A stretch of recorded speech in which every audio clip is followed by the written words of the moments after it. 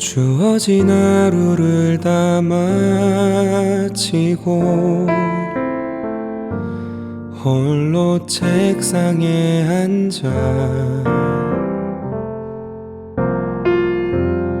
지나간 시간들 돌아보며 주께 고백합니다. 오늘 하루 동안에 날 인도하신 것 내가 기억합니다. 오늘 하루 동안에 날 사랑하신 것 내가 기억합니다.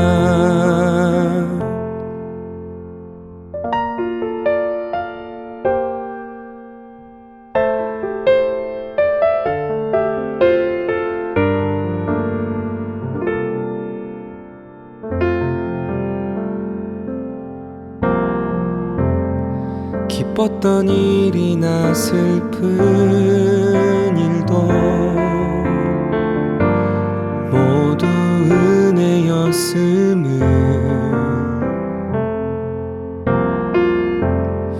하루를 마치며 주님 앞에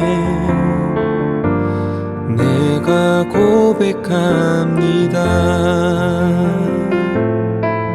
오늘 하루 동안에 날 인도하신 것 내가 기억합니다. 오늘 하루 동안에 날 사랑하신 것 내가 기억합니다. 오늘 하루 동안에 날 인도하신 것 내가 기억합니다. 오늘 하루 동안에 날 사랑하신 것 내가 기억합니다. 내가 기억합니다. 내가 기억합니다.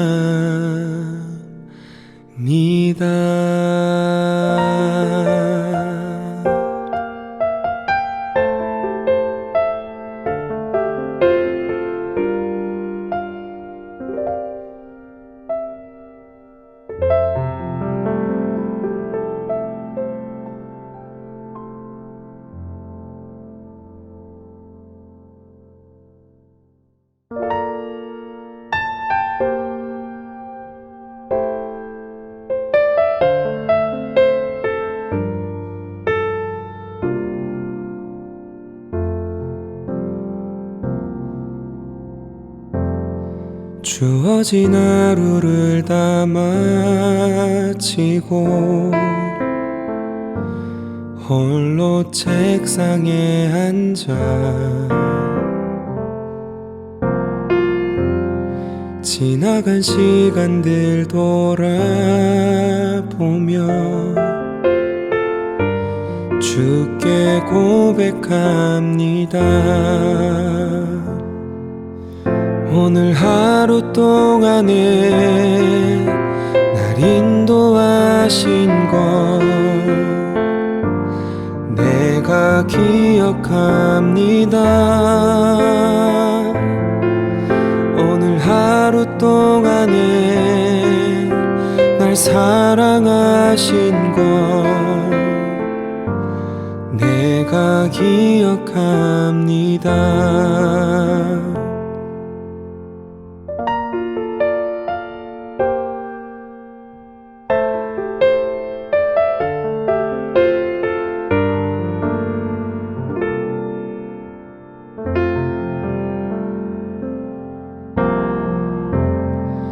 기뻤던 일이나 슬픈 일도 모두 은혜였음을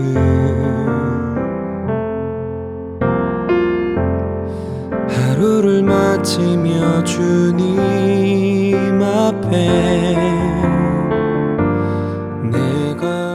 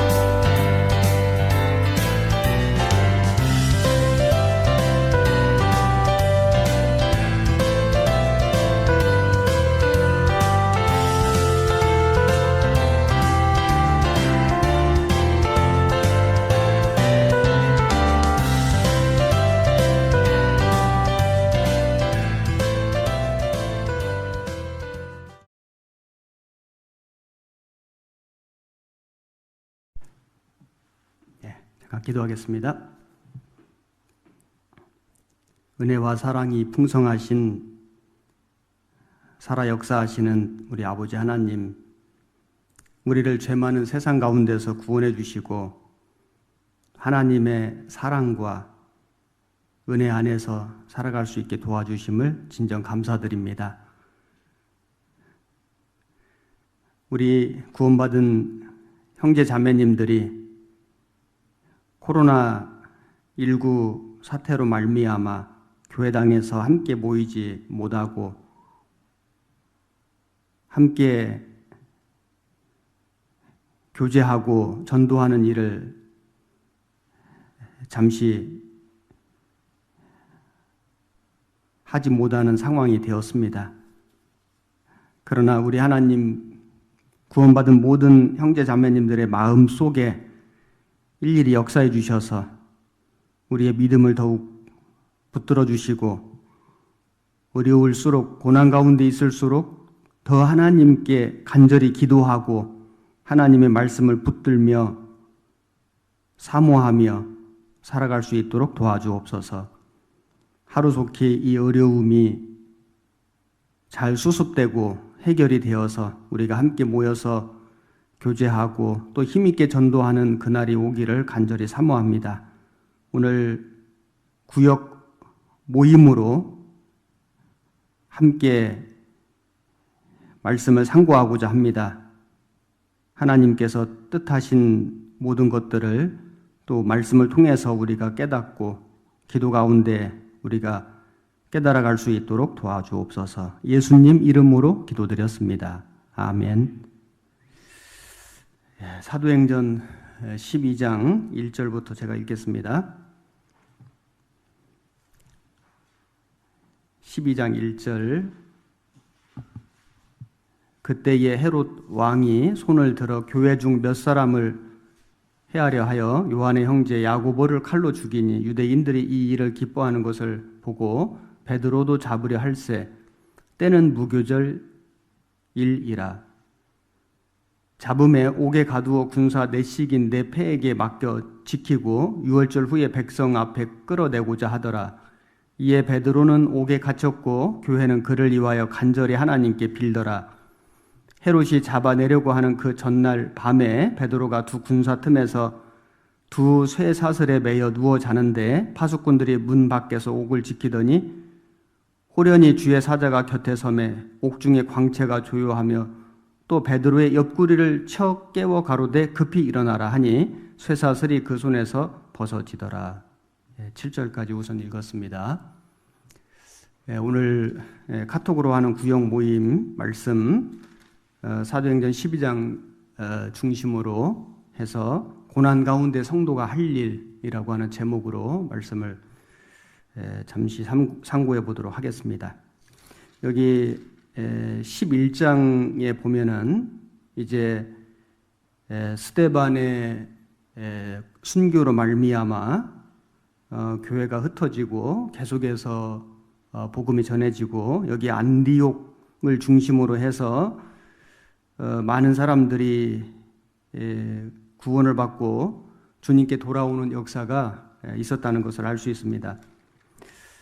그런데 주님의 그런 그 역사와 함께 또 사단 마귀의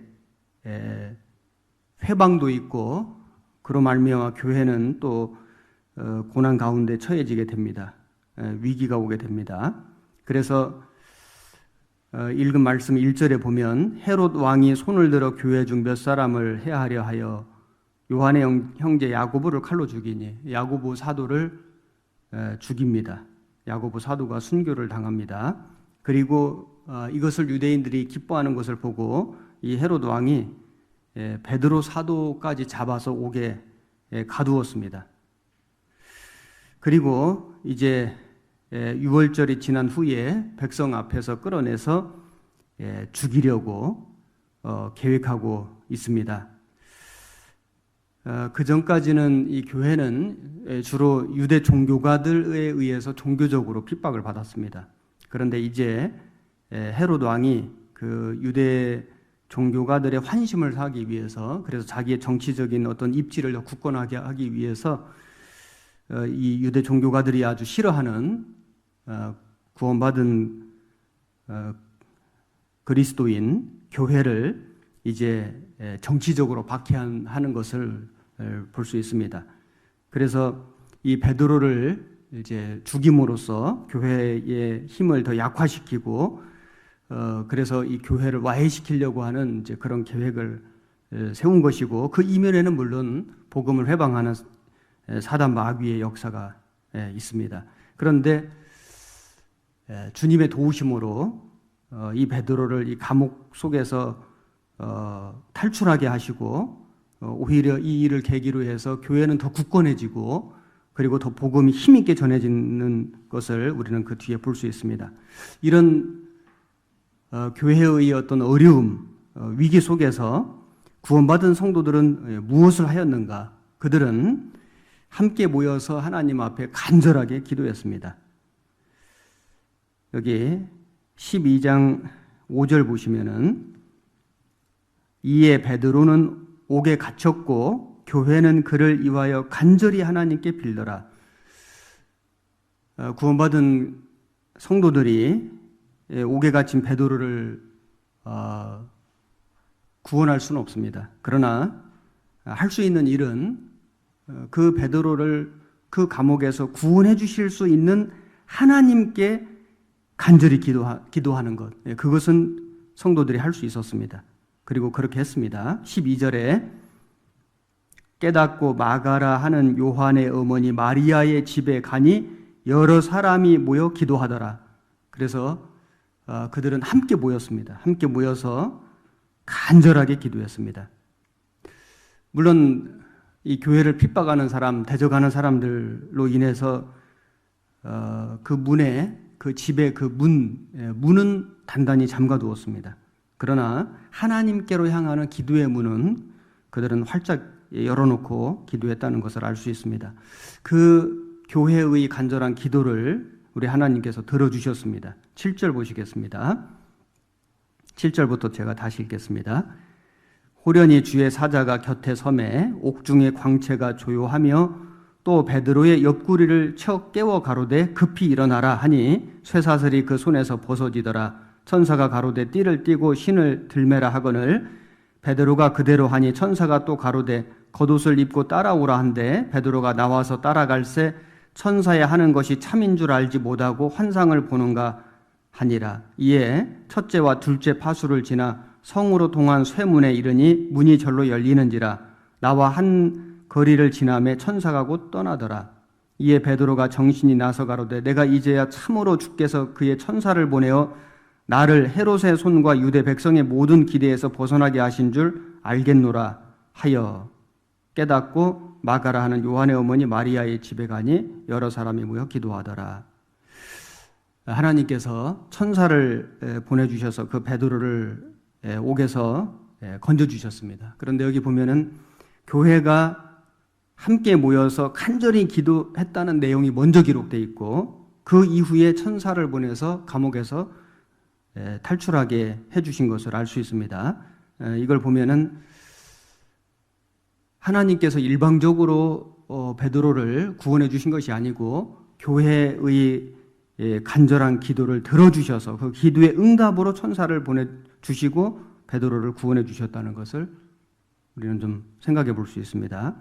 그래서 토마스 왓슨이라고 하는 사람이 말하기를 천사는 베드로를 감옥에서 나오게 했지만은 천사를 감옥으로 오게 한 것은 교회의 기도였다. 교회의 기도가 있었기 때문에 하나님께서 천사를 보내주셨고 천사는 베드로를 구원했습니다. 교회의 기도가 응답됐다는 걸 알 수 있습니다. 기도는 능력이 있습니다. 롯이 그 불타는 소돔 성에서 구원을 받은 것은 아브라함의 기도 때문이었습니다. 이스라엘 백성들이 광야 40년을 무사히 지나서 가나안 땅에 들어갈 수 있었던 것은 모세의 기도 때문이었습니다. 사사시대에 이스라엘 백성들이 평안할 수 있었던 것은 사무엘의 기도 때문이었습니다. 기도는 능력이 있습니다.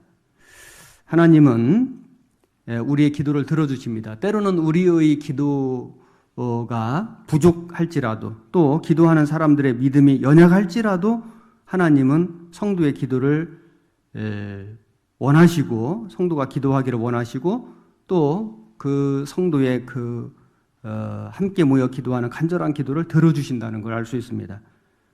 12장 13절부터 제가 또 읽겠습니다. 베드로가 대문을 두드린데 로데라 하는 계집 아이가 영접하러 나왔다가 베드로의 음성인 줄 알고 기뻐하여 문을 미처 열지 못하고 달려들어가 말하되 베드로가 대문 밖에 섰더라 하니 저희가 말하되 네가 미쳤다 하나 계집 아이는 힘써 말하되 참말이라 하니 저희가 말하되 그러면 그의 천사라 하더라. 베드로가 문 두드리기를 그치지 아니하니 저희가 문을 열어 베드로를 보고 놀라는지라. 베드로가 저에게 손짓하여 종용하게 하고 주께서 자기를 이끌어 옥에서 나오게 하던 일을 말하고 또 야고보와 형제들에게 이 말을 전하라 하고 떠나 다른 곳으로 가니라.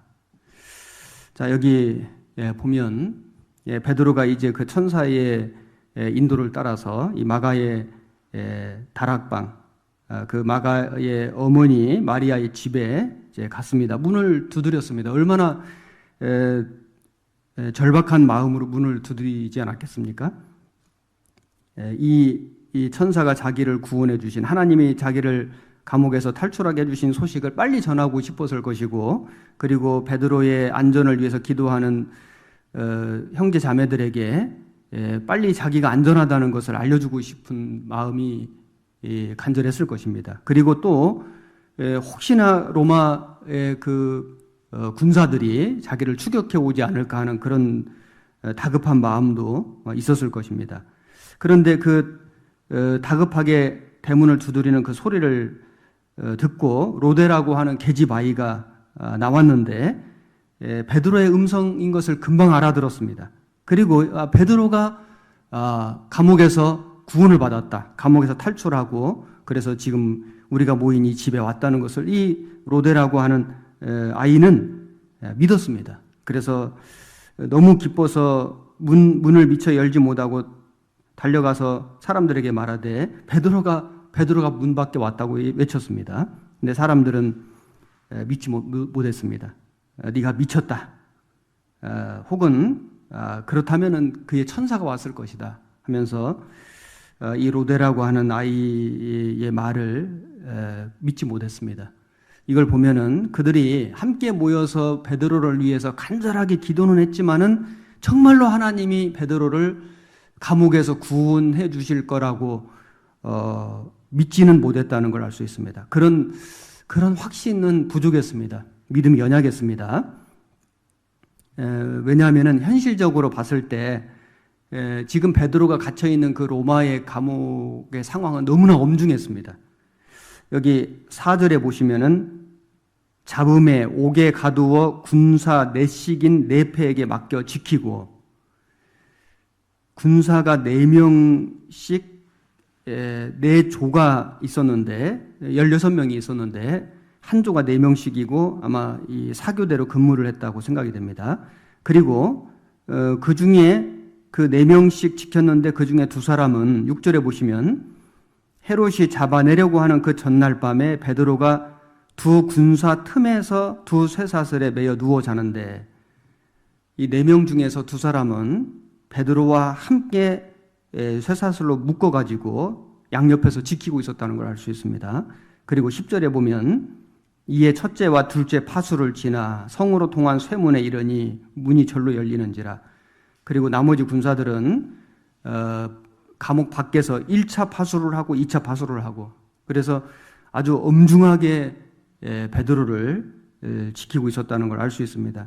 이런 여러 가지 상황을 볼 때 그리고 헤롯이 벌써 야고보를 죽였고 베드로를 죽이려고 지금 계획하고 있고 이런 모든 상황을 성도들이 이미 알고 있기 때문에 그들은 정말 베드로를 위해서 간절히 기도는 했지만은 정말로 베드로가 살아나올 수 있을까? 감옥에서 나올 수 있을까? 확신이 없었습니다.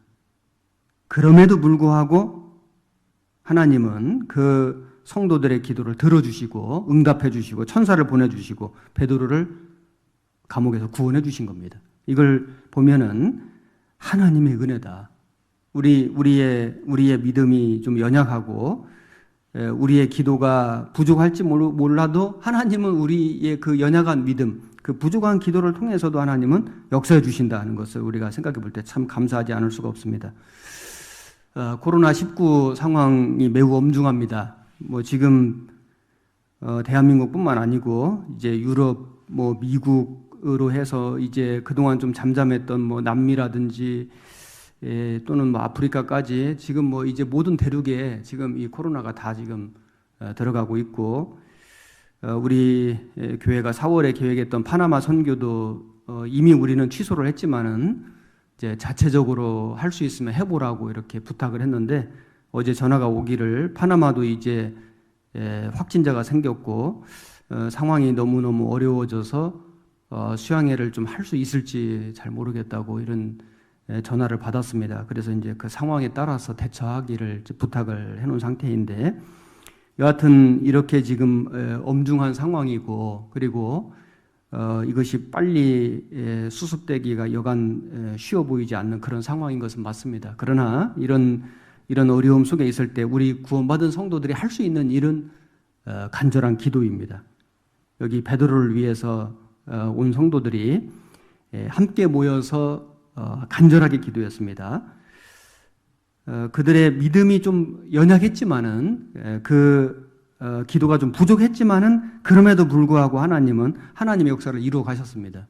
뭐 지금도 하나님은 그렇게 역사하실 겁니다. 그래서 우리는 이 엄중한 상황 속에서 우선 해야 될 첫 번째가 뭐냐? 하나님께 기도하는 거다. 이 상황이 빨리 종식되기를, 그리고 다시 평안이 오기를, 그리고 교회가 다시 모일 수 있기를, 한 번 더 전도할 수 있는 그런 기회를 주시기를 우리는 하나님께 간절히 기도해야 하겠습니다.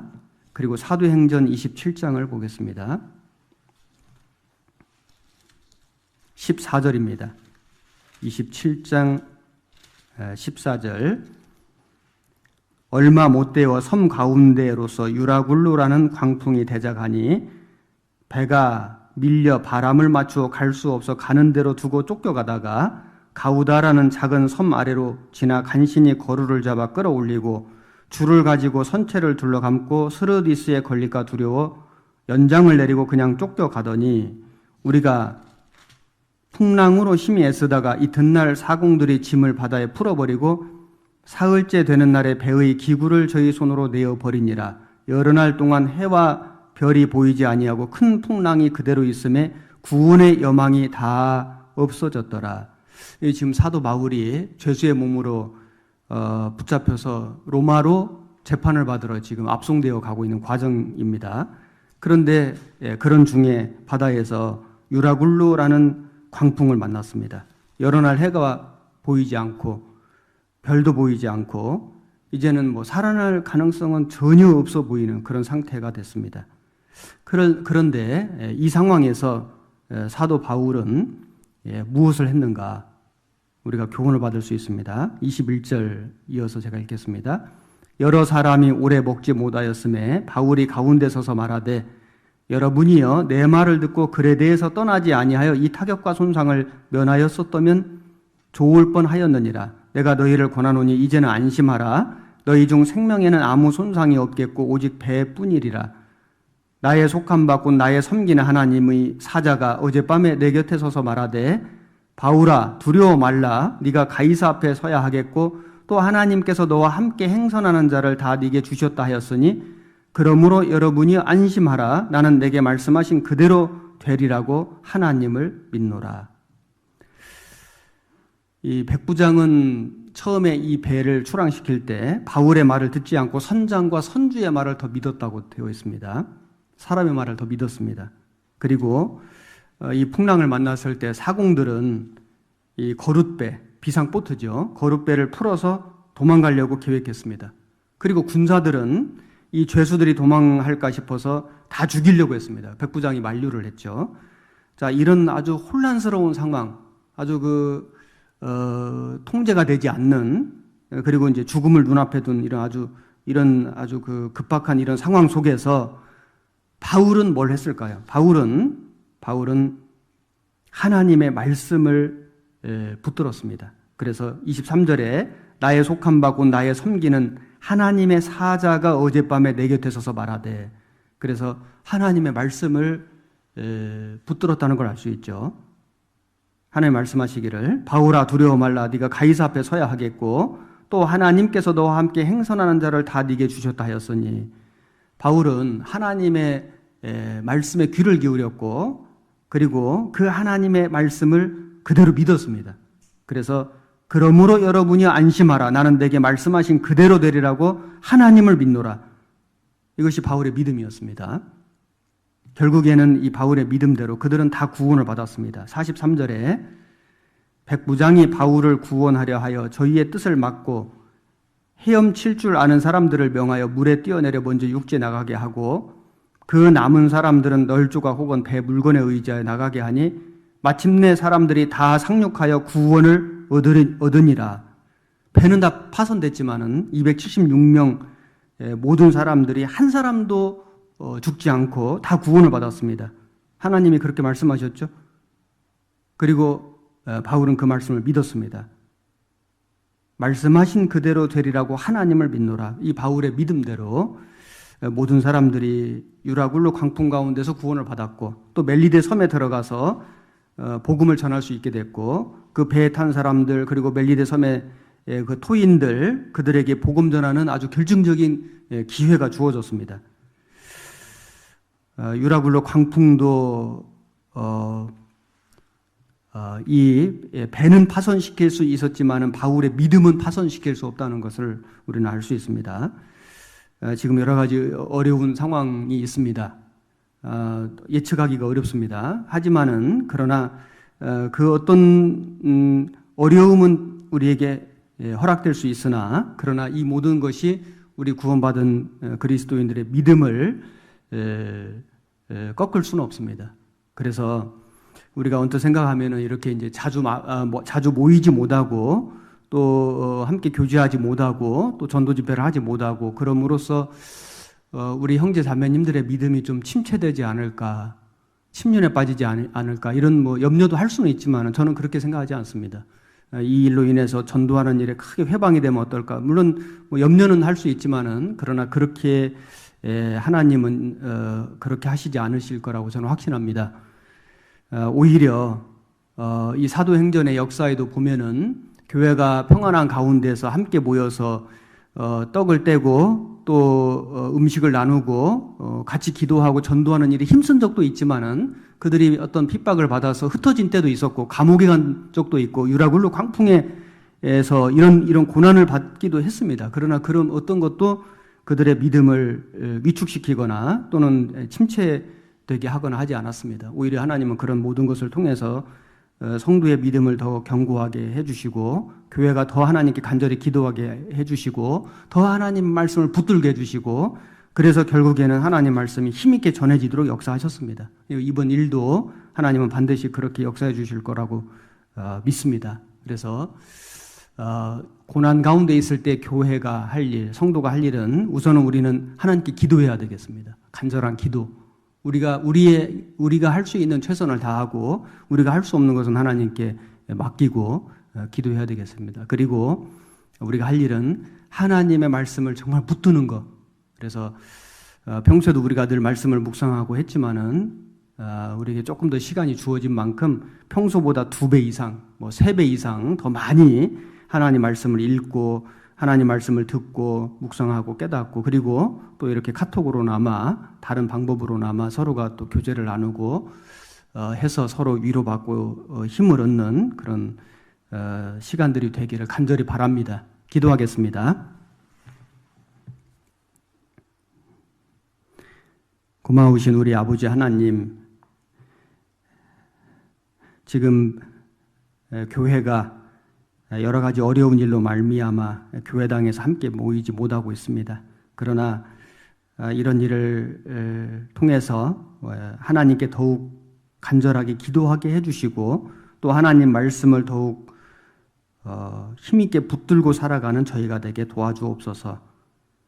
지금 이 어려운 일을 감당해 가는 정부의 관료들 그리고 또 의료진들, 간호하는 사람들 그리고 모든 고통받는 환자들, 환자의 보호자들 모든 사람들을 하나님께서 도와주시고 또 힘을 주셔서 이 일을 잘 감당하고 이겨낼 수 있게 해 주옵소서. 전국에 있는 모든 교회에 큰 어려움 없이 이 어려움을 잘 극복하고 이겨낼 수 있도록 주님께서 함께해 주시고 지켜주시고 보호해 주시기를 간구드립니다. 전 세계에 있는 우리 모든 교회들 주님께서 함께해 주시고 이 일로 말미암아 용기가 꺾이지 않도록 또 주님의 복음이 회방받지 않도록 주님께서 함께해 주시고 도와주옵소서.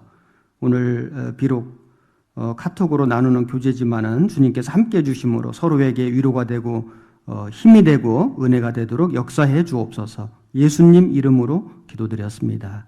아멘.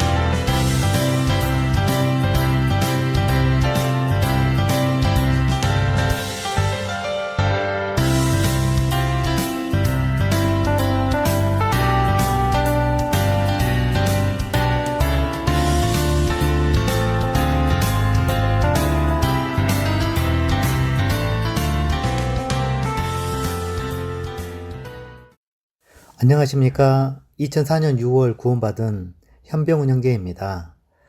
오랜만에 간증을 하게 됐는데 이런 형식으로 간증을 하게 돼서 굉장히 어색합니다. 간증 시작하겠습니다. 돌이켜보면 주님의 인도하심으로 천안으로 오게 된 것 같습니다. 그리고 천안에서 사는 처형의 간절한 그 부탁으로 인해서 말씀을 듣게 됐고요. 근데 살아오면서 한 번도 종교를 가져보겠다는 생각을 해본 적이 없어서인지 말씀이 제 귀에 들어오지 않았고 일주일이 지나갔는데도 뭐 기억에 남는 말씀이 특별하게 없었습니다. 안타까워하던 처형이 다시 한번 제게 그러면 목사님하고 한번 상담을 해보자 라는 또 이런 부탁을 했습니다. 너무나 거절할 수가 없어서 또 끌려가다시피 천안교회당에 가서 목사님하고 상담을 하게 됐는데 궁금한 것을 물어보라고 하는데 뭐 성경 내용을 아는 게 없어서 물어볼 게 없었고요. 그렇게 몇 마디 주고받지 않다가 상담이 끝났는데 나가려고 하는데 이제 목사님이 이 성경은 일반적인 책이 아니니 꼭 유심히 알아봐라 라는 부탁이었습니다. 참 별 말씀이 아니었는데 돌아오는 길에 그 말씀을 되새기게 됐고 한 번은 알아봐야겠구나 라는 생각을 하게 됐고 결심을 하게 됐습니다. 그래서 그 후에 천안교회당에 와서 DVD 말씀을 듣게 됐고 또 DVD를 시청하고 그리고 카세트 테이프로 차 안에서 성경 강의를 계속 듣게 됐습니다. 그렇게 성경의 내용이 무엇인지는 이제 알게 된 거죠. 그러나 구원받지는 못했습니다. 왜냐하면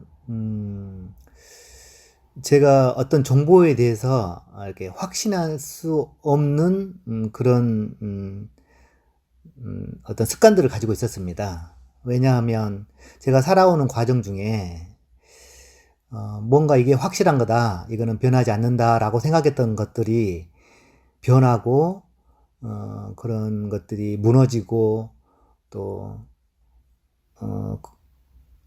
그런 과정을 여러 번 겪다 보니까 어떤 정보에 대해서 이게 확신한다는 게 저에게는 굉장히 어려운 것이 됐습니다.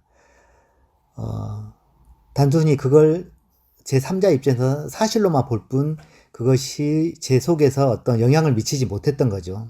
그렇게 성경 강해를 쭉 듣던 와중에 집사람에게 어느 날 나 교회에 나가야겠다 라고 말을 하게 됐는데 너무나 크게 이렇게 화를 내면서 교회를 갈 거면 자기하고 이혼하고 가라. 교회를 선택하든 자기를 선택하든 해라. 나는 교회 다니는 사람하고 같이 살 수 없다. 라고 강하게 그 자기 의사 표현을 했습니다. 근데 그 순간 그럼 교회를 안 갈게 라는 말이 나올 줄 알았는데 제 속에 전혀 엉뚱하게도 지금 물러나면 내가 사랑하는 가족들이 이 복음 말씀을 들을 수 없고 또 그러면 구원받지 못하고 지옥 간다 라는 두려움이 생긴 겁니다. 그 두려움이 너무나 강해서 집사람 앞에서 교회를 안 가겠다는 말을 할 수가 없었고 아무 말도 할 수가 없었습니다. 그렇게 밤새도록 저를 다그치는 집사람 앞에서 아무 말도 할 수가 없었습니다. 그렇게 이제 시간이 흐르면서 그 와중에 저는 계속 집회 말씀을 이렇게 듣고 있었고 또 그러던 어느 순간에 이렇게 주님의 그 구속의 사역을 제 마음에 믿게 된 계기가 있었던 것 같습니다. 그 시점이 어느 시점인지 정확히 알 수가 없어서 날짜는 잘 모르겠습니다. 점점 아내의 핍박은 심해졌습니다. 식음을 전폐하고 본인이 괴로워하는 모습을 저에게 보여주었고, 또 극단적인 선택을 할 수 있다는 메시지를 계속 저에게 보내왔습니다. 주변에서는 이제 걱정하지 마라, 별일 없을 거다라는 얘기를 해주셨는데, 저도 그런 생각들을 하고는 있었지만, 그럼에도 걱정이 되는 것은 사실이었습니다. 그리고 무엇보다 교회도 또 아내도 놓을 수가 없었기 때문에, 놓고 어떤 결정을 했더라면 편했을 텐데, 두 가지 다 놓을 수가 없었기 때문에 저의 마음이 어떻게 말로 표현할 수 없을 정도로 무너지더라고요. 제가 해결할 수 있는 상황이 아니었고, 또 너무나 또 힘든 상황이었고, 그래서 제 마음이 온통 무너지고, 그 상황에서 주님께 도움을 구하고, 뭐 기도가 어떤 건지도 잘 모르는 상황에서 주님께 도움을 구하고, 몇 마디 되지 않은 저와 함께 하시겠다는 그 주님의 말씀이 너무나 위로가 되는 매일매일을 보내게 됐습니다.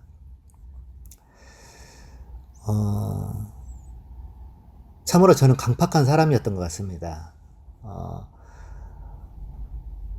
잘 깨지지 않고, 또 마음이 이렇게 둔하고, 이렇게 참 이렇게 부서지기 쉽지 않은 상황이었는데, 정말 어쩔 수 없는 상황으로 이렇게 주님이 만들어 주셔서 제 마음을 온통 무너뜨리고, 어떤 저의 이런 스스로의 의지를 송두리째 무너뜨리는 시간을 보내시게 해주신 것 같습니다. 구원받으면 누구나 성령이 오시고, 그 성령께서 함께하여 주셔서 위로와 힘이 돼 주시고, 그리고 주께서 이런 상황들을 만들어 놓으신 모든 상황들을 함께 해 주시는 경험들을 하셨을 텐데, 저 또한 이렇게 힘든 과정을 겪으면서 성령이 함께 하시고 저를 지키시고 인도하심을 경험하게 되고, 교제에 가서 또 그곳에 함께 하신 주님이 저를 위로해 주셨고, 또 그곳에서 들었던 간증들이 저의 위로가 됐고, 또 몇 마디 되지 않는 그 성경 구절이 저의 큰 위로와 또 기도의 제목이 되었습니다. 돌이켜보면 성경을 알아보겠다고 생각한 마음을 결심하게 된 그 순간, 그리고 집사람 앞에서 그 교회를 가지 않겠다는 말을 하지 않고 지옥에 대한 두려움이 들었던 순간, 참으로 어떤 성령이 역사하셨던 순간들이 있었던 것 같습니다. 구원받고 신앙생활 하면서 형제 자매님들의 구원받는 이런 여러 상황들을 듣고 보게 되면서, 참으로 저에게도 주님이 저를 구원받고 제 마음을 열고 말씀을 깨닫게 하기 위해서 여러 가지 장치를 해 주시고, 또 그 상황에서 저를 놓지 않고 인도해 주셨음을 정말 알고 너무나 감사가 됐습니다. 특별히 신앙생활을 요새 잘 못하고 있는데, 구원을 돌이켜 보니까 정말 저를 구원해 주신 주님이 너무나 감사합니다. 들어주셔서 감사합니다.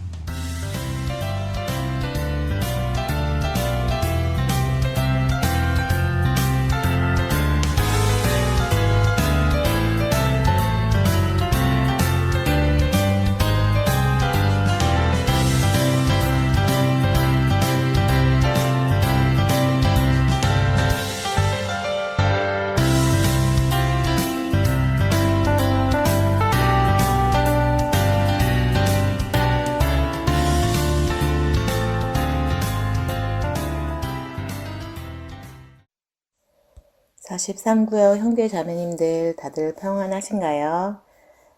황혜선 자매입니다. 코로나 바이러스 때문에 이런 녹음 간증을 다 해보네요. 저희 자매님들은 화요일에 카톡 종모임을 했었는데요. 녹음된 목소리지만 옆에서 얘기하는 듯 집중도 되고 마음이 느껴지더라고요.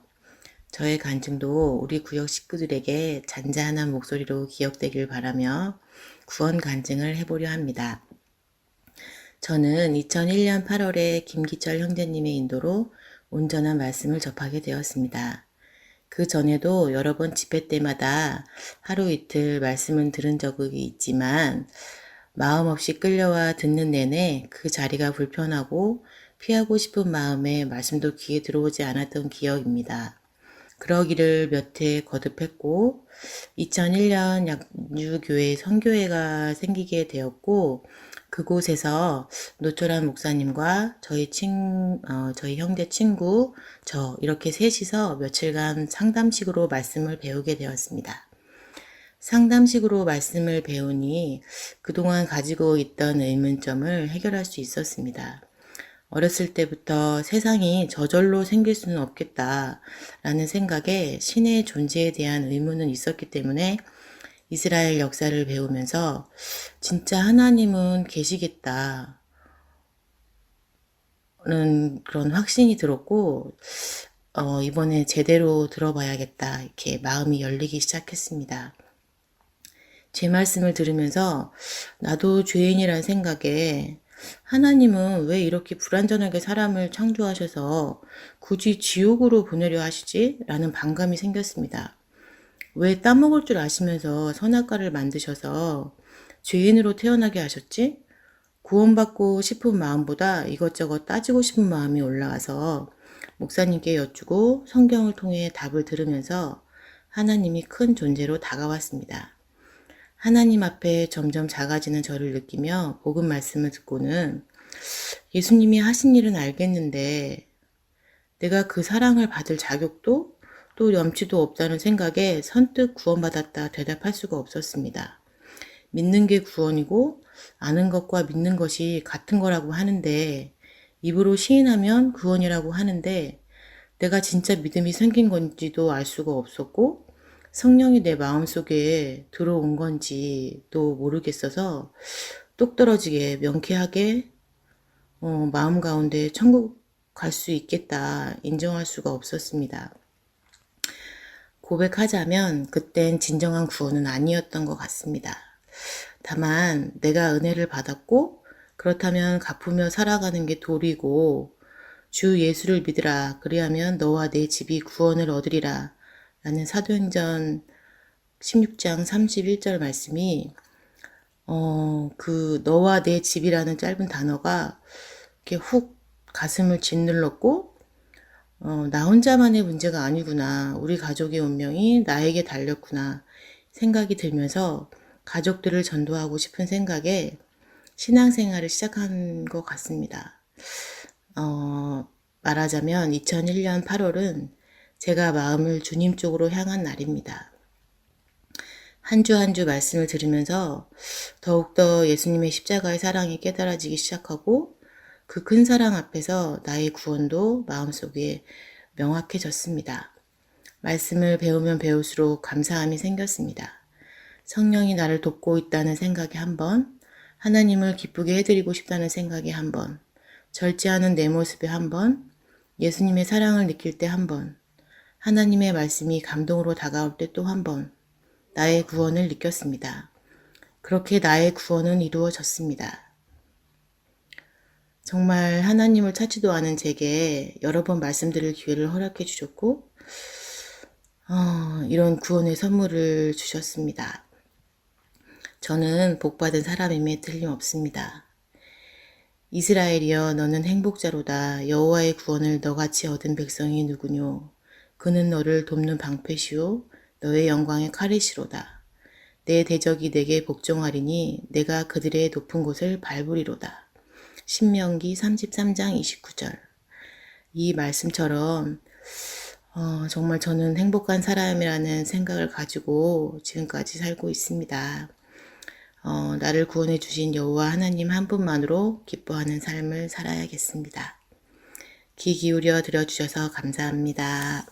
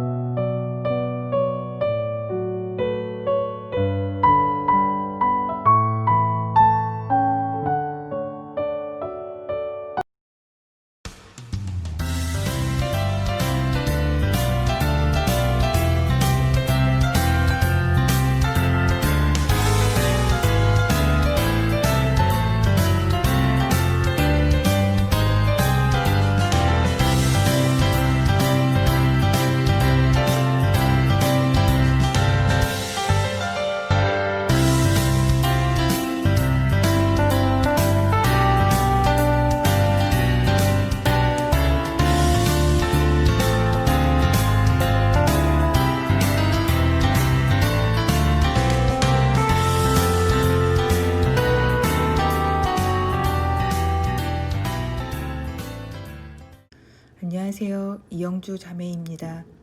제가 코로나19의 최전선인 단대병원에서 근무하고 있어 혹시 걱정하시거나 코로나와 관련된 새로운 소식이 있는지 궁금해 하실 것 같은데요. 저는 평소와 다름없이 일하고 있고 코로나19 환자가 있는 병동과는 완전히 차단되어 있어 사실 크게 실감은 못하고 있습니다. 다만 병원 전체가 여러 가지로 통제되고 조심스러워 분위기가 많이 경직되어 있긴 합니다. 병원 전체적으로 환자가 많이 줄었다고 해서 제가 일하는 뇌혈관 수술이나 검사예약 환자도 줄지 않을까 살짝 기대도 했었는데요. 아무래도 머리 쪽이다 보니 코로나의 역경 속에서도 꾸준히 입원하시고 오히려 응급 환자가 늘어 응급 수술이 더 많아졌습니다. 6편까지 말씀드렸던 김현우 씨는 며칠 전에 더 이상 의미를 못 찾겠다며 앞으로 교회에 안 나가겠다고 얘기해 당황스러웠는데요. 순간 올 것이 왔구나 했습니다.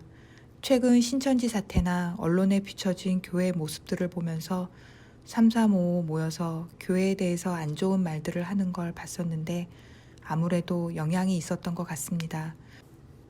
그래서 우리 교회는 코로나 감염 예방 차원에서 한참 전부터 주일 예배나 모임을 안 하고 있고 저도 지금은 안 나가고 있다고 얘기했더니 그러냐면서 안도하는 것 같았습니다.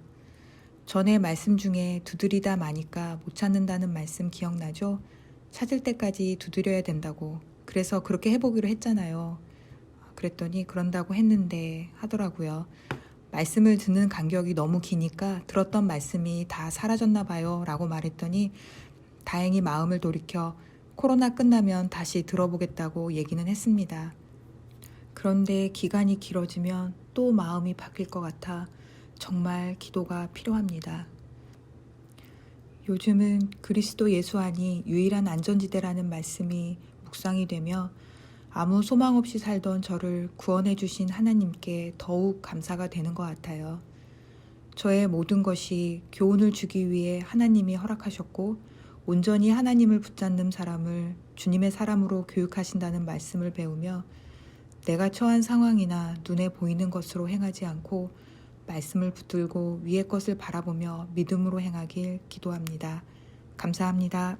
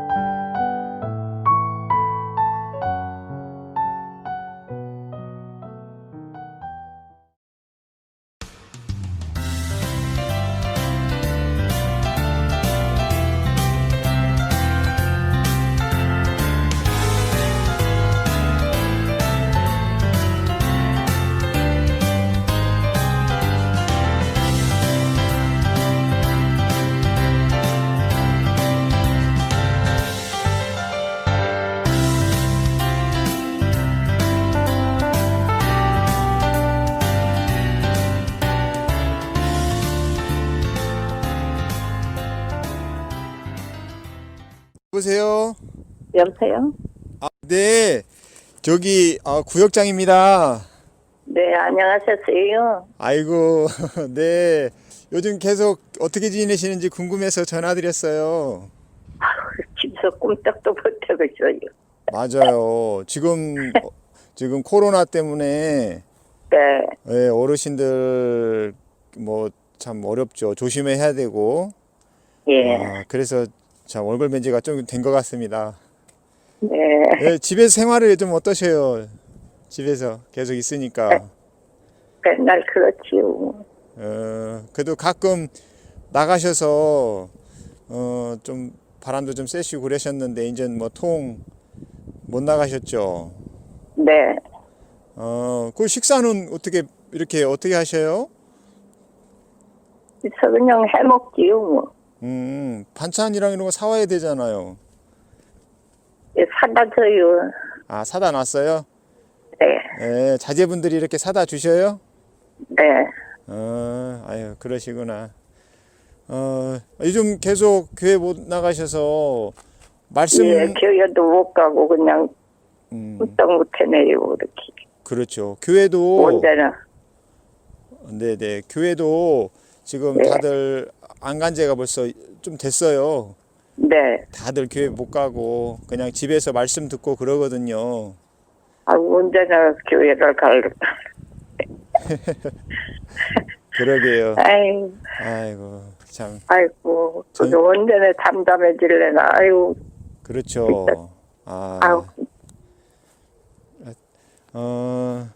좀 무릎 아프구나, 이렇게 건강은 좀 어떠셔요? 저때 병원에 한번 갔다 왔어요. 가서 약 찾아 놓고 먹어요. 그래도 다녀오셨구나. 네.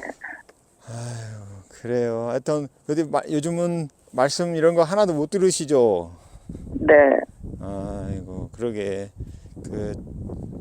뭐 들을 수 있는 방법이 없네요. 그래. 카세트도 또 못 찾아와갖고. 네, 맞아. 얘기 들었어요. 아직 못 들으신 것 네. 같다고. 그래, 아무튼 그것도 조만간에 한번 방법을 좀 취해 보도록 하겠습니다. 네. 아이고.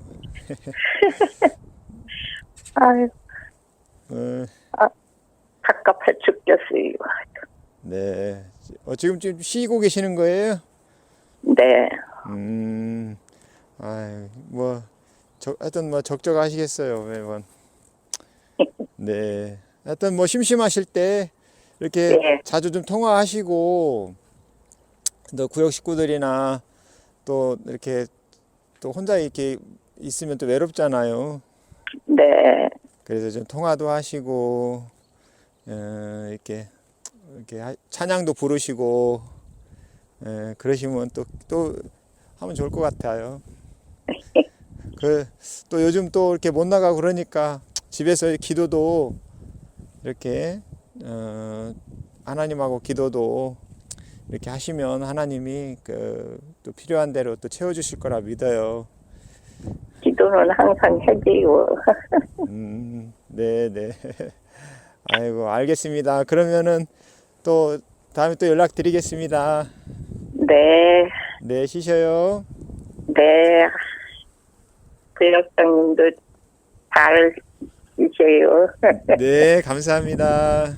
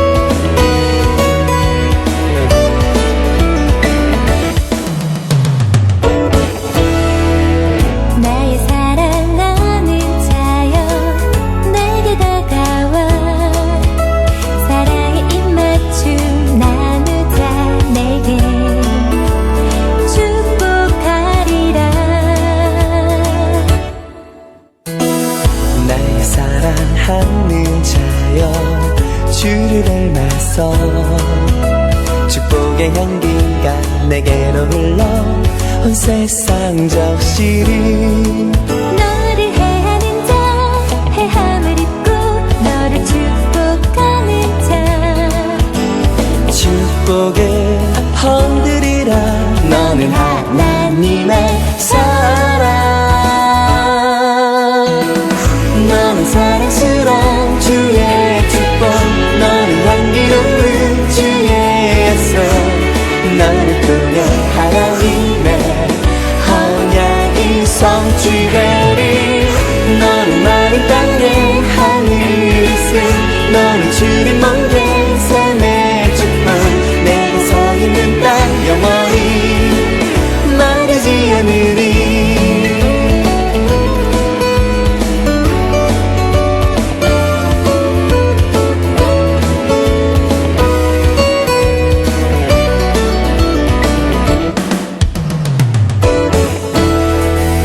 나의 사랑하는 자여 내게 다가와 사랑의 입맞춤 나누자 내게 축복하리라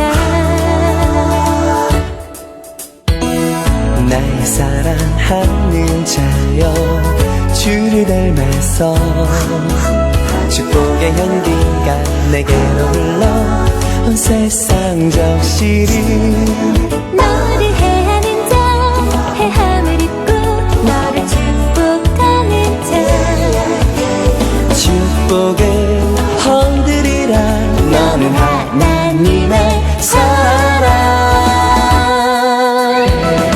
너는 사랑스러운 주의 축복 너는 향기로운 주의 약속 너를 통해 하나님의 언약이 성취되리 너는 마른 땅에 하늘을 쓴 너는 주님 먼데 삶의 축복 내게 서 있는 땅 영원히 마르지 않으리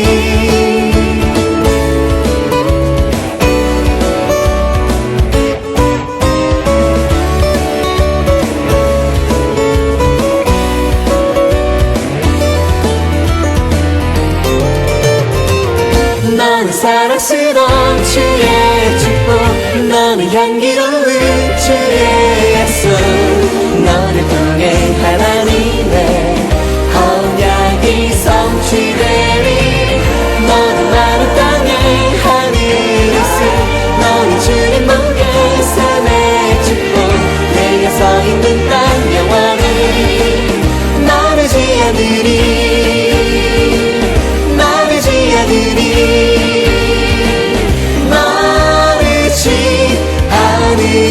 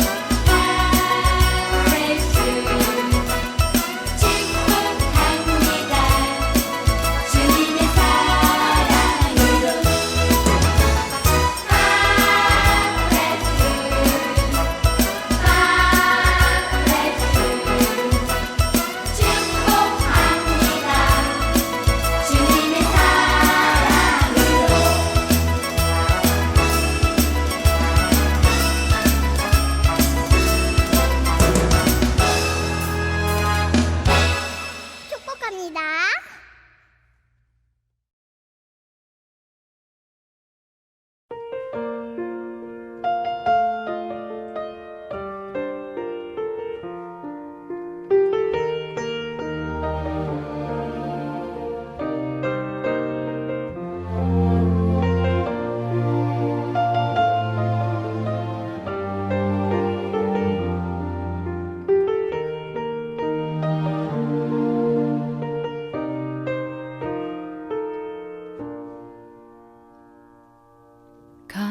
감사해요. 깨닫지 못했었는데 내가 얼마나 소중한 존재라는 걸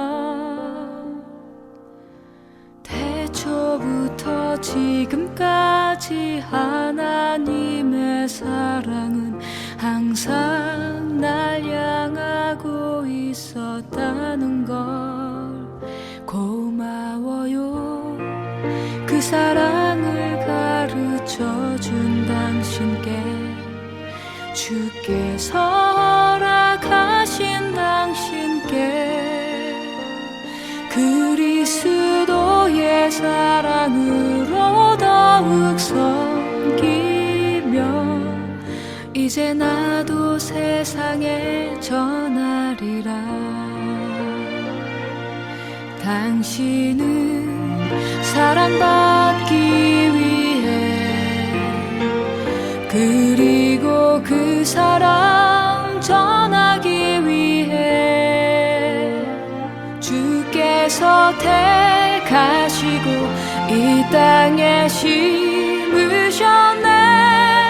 또 하나의 열매를 바라시며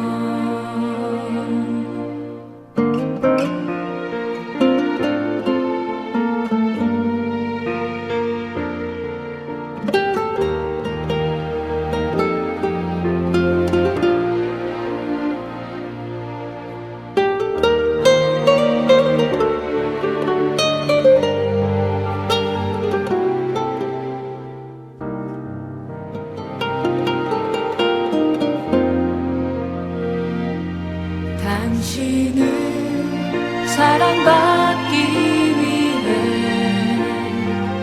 그리고 그 사랑 전하기 위해 주께서 택하시고 이 땅에 심으셨네.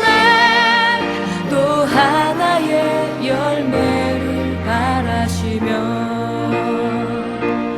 당신은 사랑받기 위해 그리고 그 사랑 전하기 위해 주께서 택하시고 이 땅에 심으셨네. 또 하나의 열매를 바라시며 또 하나의 열매를 바라시며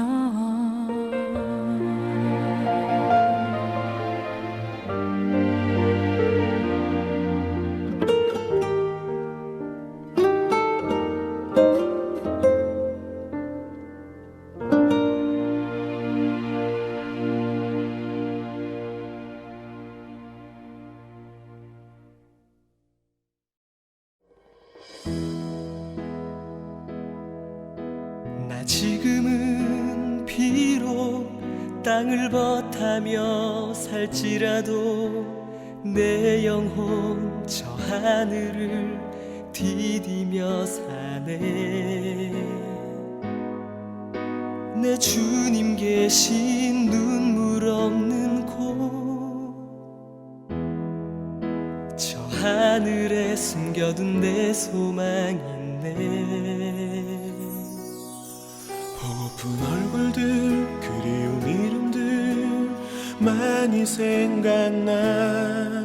때론 가슴 터지도록 기다려지는 것.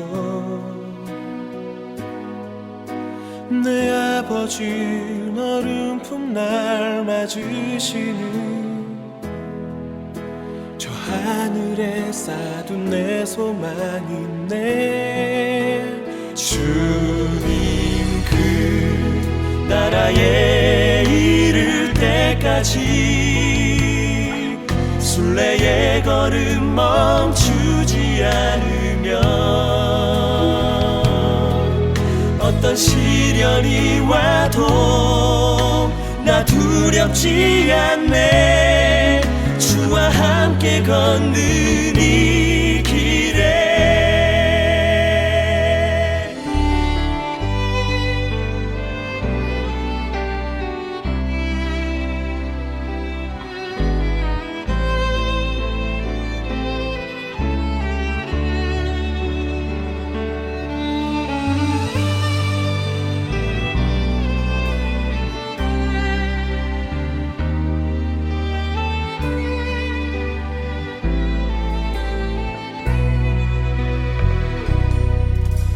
나 지금은 비록 땅을 벗하며 살지라도 내 영혼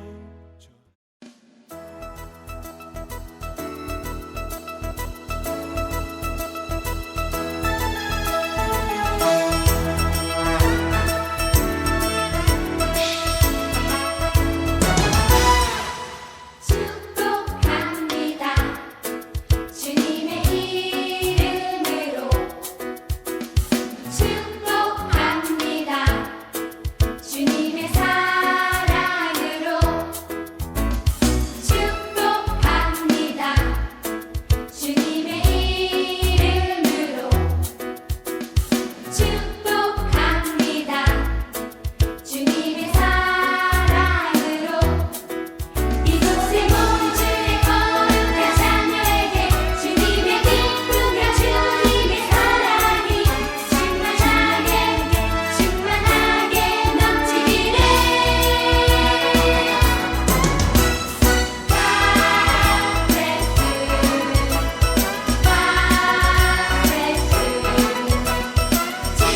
축복합니다. 주님의 사랑으로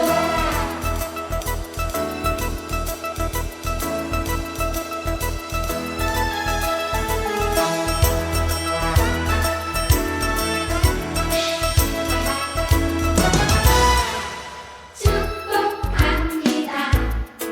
주님의 이름으로 축복합니다.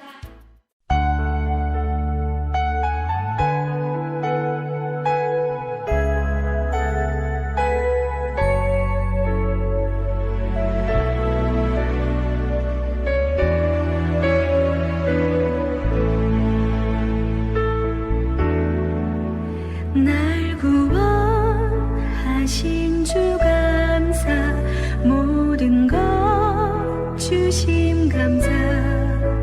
지난 추억이네 감사.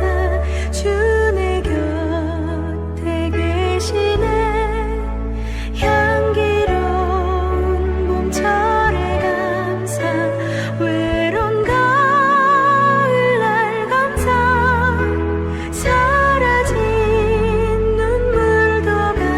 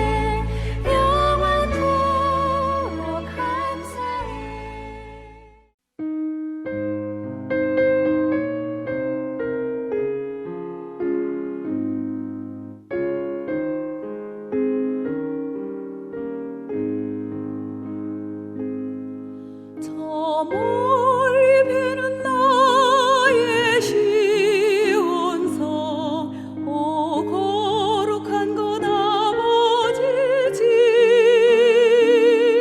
내 사모하는 집에 가고자 한 밤을 세웠네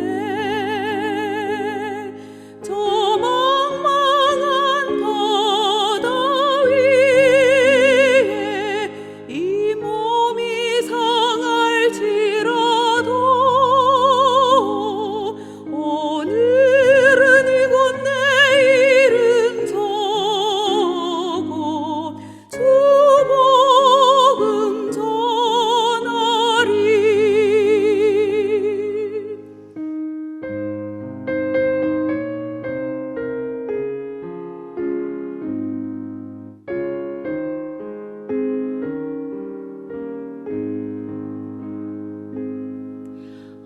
아득한 나의 갈 길 다가고 저 동산에서 편히 쉴 때 내 고생하는 모든 일들을 주께서 아시리 빈들이나 사막에서 이 몸이 고날지라도 오 내 주 예수 날 사랑하사 늘 지켜주시리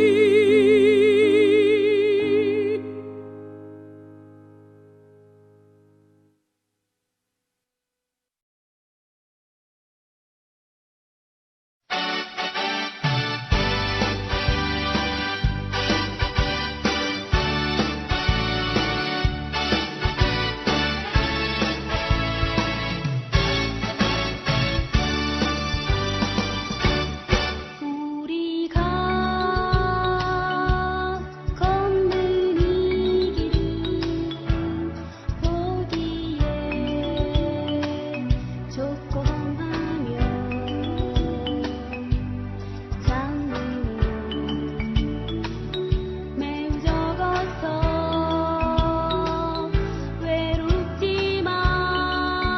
외롭지만 이 길 끝에는 우리 주님이 계셔 우리를 그 품에 안아주시리 세상 사람들 우리들을 보며 어리석다고 조롱하지만 이 길은 가는 자마다 영원히 주와 살리라 우리는 함께 이 길을 선택한 형제자매